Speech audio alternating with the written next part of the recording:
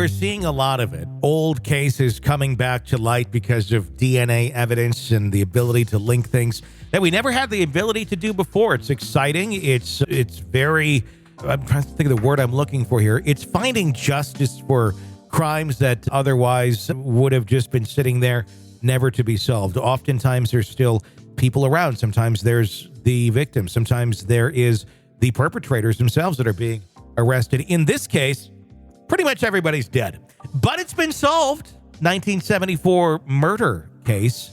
The decades-old mystery surrounding the death of a woman found nearly decapitated in Provincetown has finally been solved. Investigators have officially closed the case of the woman known for nearly 50 years as the Lady in the Dunes after identifying her as Ruth Marie Terry and naming her husband, Guy Muldavin, as the suspect in her murder.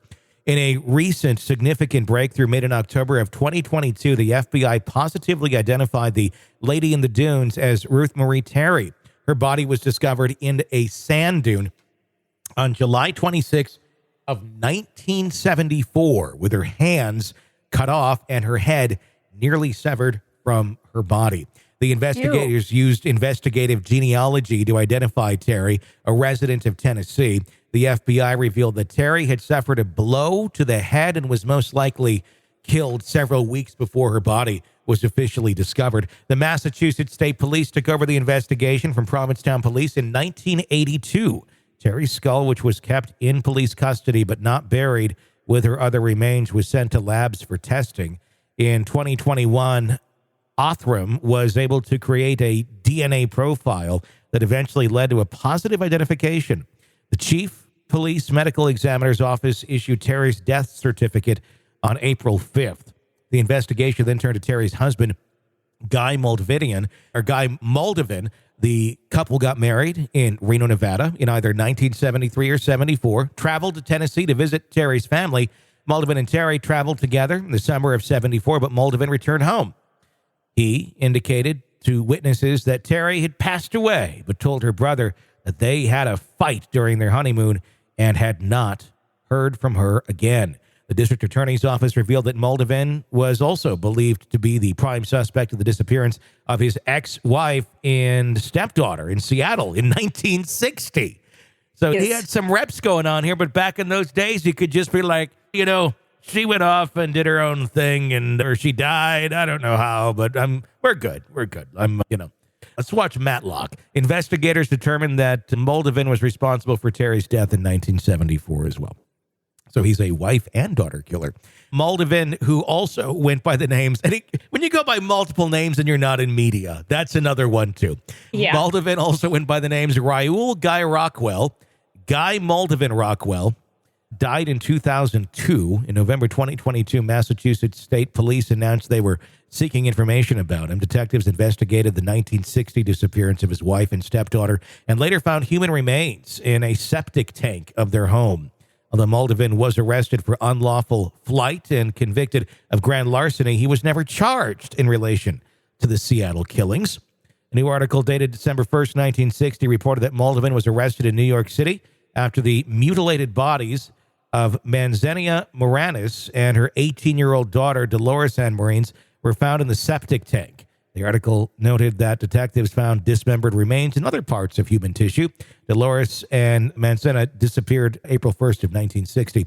Muldavin was 78 when he died. They finally have some resolution here, although everybody is long gone. But here's the thing. They're relatives of these people, I would imagine. And I'd love to dive a little bit further into this and find out, tell me about Guy. What was he like? Because obviously there's an issue here. He keeps freaking killing people. And I was saw that the body of Terry didn't have any hands. And I thought, why would that back then? Fingerprints. Yep. So this is like a serial killer. I'm curious too, because it's so interesting to note how they documented these things back then. Because it's like, yep, we found the body of the mom and the daughter in the septic tank, as well as other human remains. Right. So who else is down there? This guy was killing a lot of people, it appears. and pretty much got away with it his entire life. Even though they got really close on some charges here and there, somehow they always seem to get past or overlook the murder of these women that was constantly around this man. What the fuck? I mean, yeah, apparently, being a detective wasn't a real prolific job at that time, because to us looking back, look at him, look at Guy. The women around him they're missing. There's a problem here. Without a doubt. You got to put yourself in the mindset. What was things like?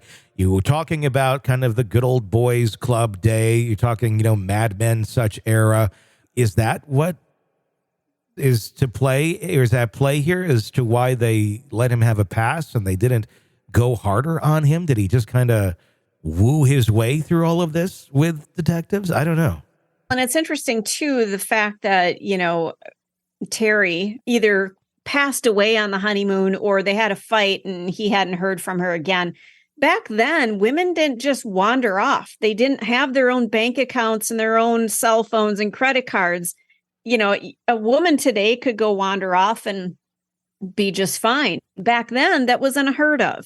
Yeah. It was a different time. So the fact that she just doesn't come back from the honeymoon, huge red flag. And that should have raised so many flags for so many people that something isn't right. He's not just going to leave her in Tennessee. Yeah. That's not how that's going to work. It was, at least without somebody knowing. It was prime time for killers back then, because you could get away with so much shit and no one would be the wiser. And many of them, got away with it. It's just now that they're in their 70s and 80s, we're finally catching them, their DNA. And like I always say, there's plenty of people sitting there shaking in their boots, I'm sure, that because, their nephew or niece did the DNA test, that they're going to end up behind bars. And hopefully they will. You're locked into the Hidden Killers podcast. Want more? Start binging on all of our true crime podcasts right now through Apple Podcasts and get an ad-free experience when you sign up to be a True Crime Today Premium Plus member, exclusively on Apple Podcasts. More of the Hidden Killers podcast, dropping soon. Press subscribe now.